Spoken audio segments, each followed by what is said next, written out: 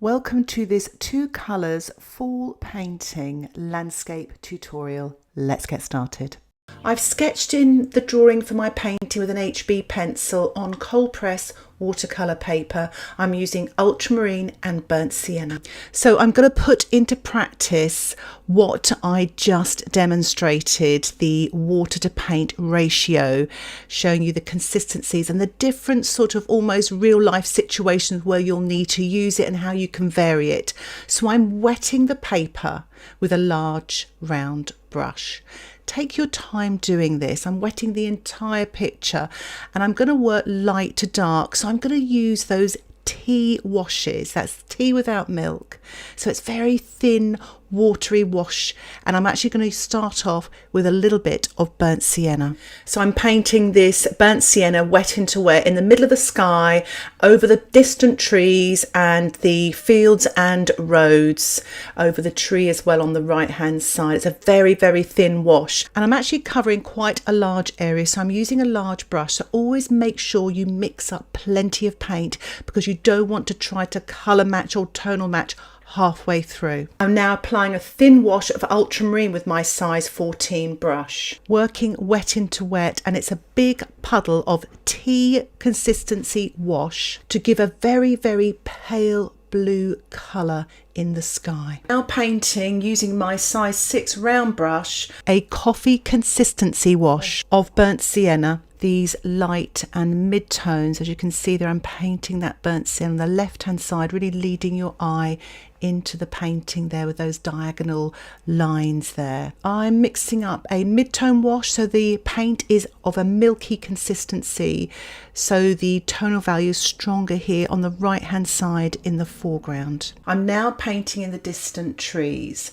And I'm using my size 6 brush and I'm painting damp into wet. So I'm actually, if you saw there, I took a little bit of the excess paint off on my kitchen towel, so that made the paintbrush damp, so it doesn't run too much into the sky. The consistency is pretty much of coffee. So it's a light tonal value, and once dry, this light tone will recede to create depth in your painting. And I'm doing the same here now. I've mixed up, as you can see there, taking the excess off. I've mixed up a mixture of ultramarine and burnt sienna, and it's slightly milky now, so I would like more of a mid-tone. It will dry later, paler, but what will happen here, I'm working damp into damp, so you get these lovely soft edges, but I kind of wanted a slightly darker colour here to have some contrast in those distant trees. What the soft edges do though, they make the actual trees appear further away. Hard edges bring things forward, so it's quite a nice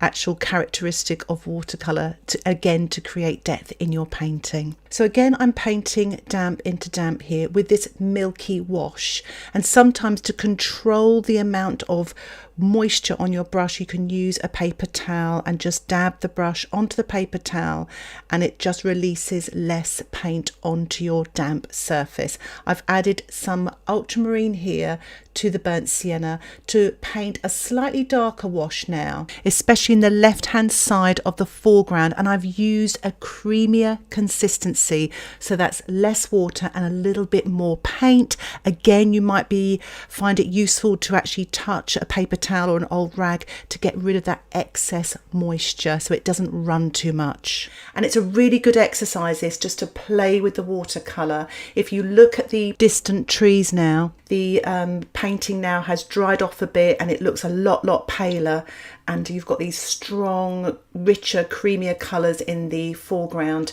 And there I've actually added a little bit of ultramarine, quite creamy, not so much water, and painting this damp into damp. And what you get with damp into damp is the paint doesn't run so much, so you get soft edges but sort of more definite sort of shapes and marks. So this is a very dark creamy colour of the ultramarine with a touch of the burnt sienna and a lot less water, and I'm painting this damp into damp in the foreground of the bottom left hand corner, and this really does create depth in your painting with these lovely yummy dark tonal values. I'm using the plastic card cut up just to draw out the paint to create these lovely thin lines and scratch into the surface of the watercolour paper to create some lovely textures.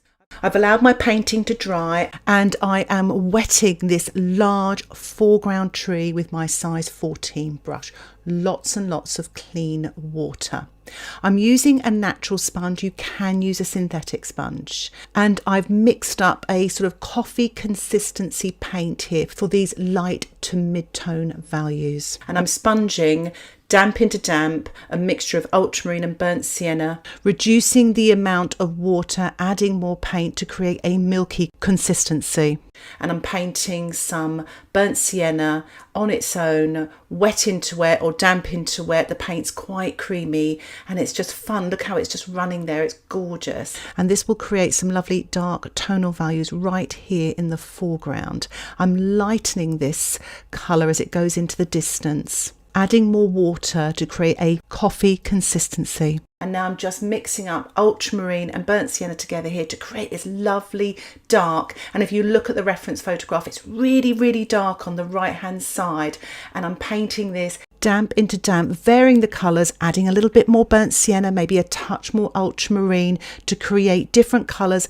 The dark tonal value comes from that lovely creamy consistency. I'm painting burnt sienna here now with a touch of ultramarine, more of a milky consistency, just here with my size 6 brush, sort of going up into the trees here, adding a touch more ultramarine. So I've got a lovely dark creamy colour here, and I'm going to paint this right in the foreground. Look how dark that is. So it's less water, more paint that creates that dark, and also the dark colours as well.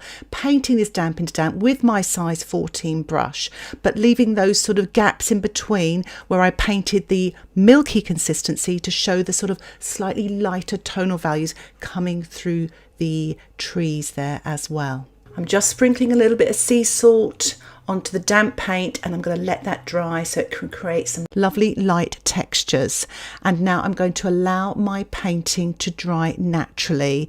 If you want to learn more about salt in watercolour, I'll put a link in the description, but I've just rubbed off the dried salt with a paper towel. So I'm just working now wet on dry with my size 2 brush, a mixture of the ultramarine and burnt sienna, about 50-50 in a coffee consistency, just to create a little bit of dark at the bottom of the tree, to create some shadows there.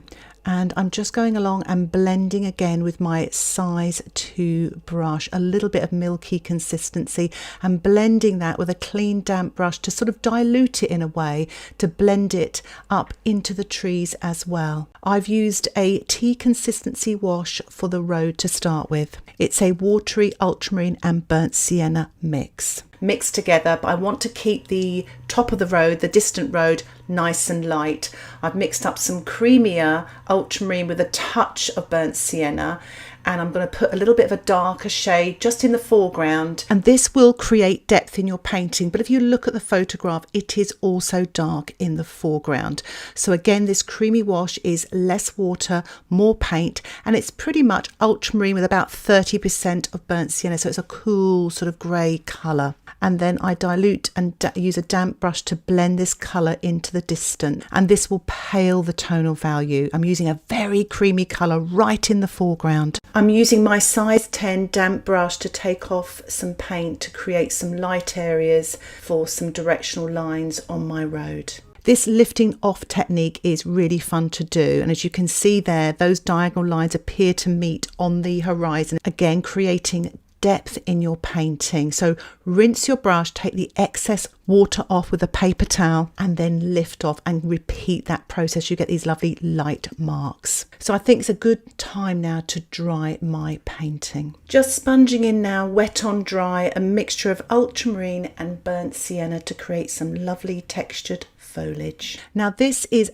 kind of a coffee consistency still, but what happens in watercolour when you layer paint over the top of dried paint, you create more tonal value. So I've got a kind of a coffee consistency underneath, a coffee consistency on top, and it creates darker tonal values, more of a mid-tonal value in this case. I'm painting in the branches of these main foreground trees with my size 6 brush. I'll be using my size 2 brush and my twig to create the smaller branches, and it's quite a dark mixture of the ultramarine and the burnt sienna. And the consistency is almost between milk and cream. So you want it to sort of flow, because it's quite difficult to paint these trees with very thick paint, creamy paint. So you want it to be sort of milky, maybe sort of full fat milk. And just paint these darks here. You can use a brush, a size 6 brush, but for the smaller branches, you could use a rigger or even a twig to create the look of those thinner branches. I've turned my painting upside down because I find it easier sometimes to paint branches this way, because I'm pulling the paint towards me rather than going upwards. It's just something personal to me, but you may find this easier also.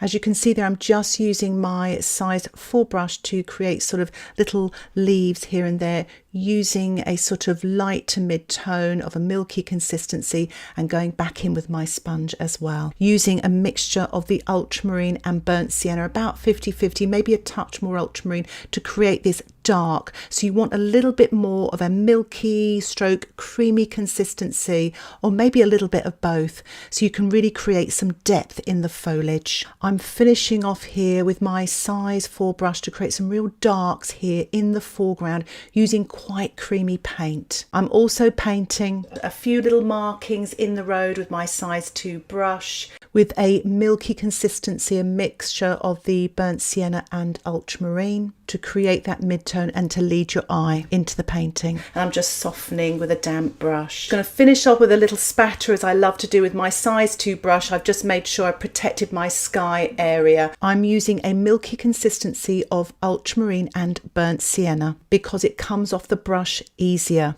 You may want to stipple with your brush some creamy dark tones right in the foreground to finish off.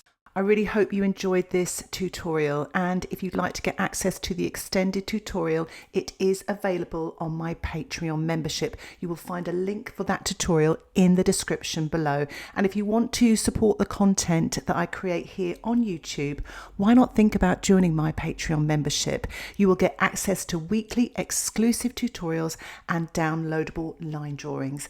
Thank you so much for watching this tutorial. Happy painting. Bye for now.